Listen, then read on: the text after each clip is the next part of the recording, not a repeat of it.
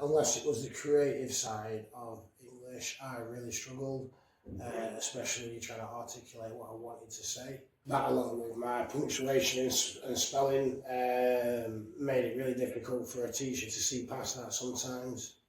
The biggest part of it was being able to articulate what I wanted to say, what I'd have in my head, to what I could get down on paper, and sometimes it would be seen as being difficult or hard work when I was genuinely struggling to say what I wanted to say on paper. Sometimes I would really grasp something that we were doing, and then the next minute I would not understand something that was maybe more simple. A lot more of it came from the social side of things and the emotional side of things, not being afforded certain things like a bit of time or space when I needed it, when I was overwhelmed, was a big part of it for me. And at college especially, different classes with different people, found it harder to find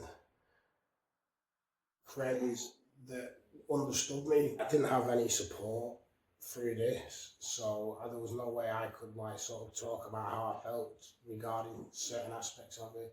Just even things like changing a room was a bit, at school you would have the set room at the set day, but at college things could change at the last minute, and that would really affect how I felt, or put additional stresses on me. So by the time I got to the class, I could already be checked out a little bit because of just generally being overwhelmed with just getting myself to the class. I could give one piece of advice to a teacher that was teaching someone who had autism, is to just be patient with the pupil. That there are some things that they might not understand, but ultimately they do want to do well. They just struggle with certain things, and especially if you're in a class with a bunch of people that are understanding something that you don't, there's a level of shame that maybe comes with that, about wanting to speak out about not understanding.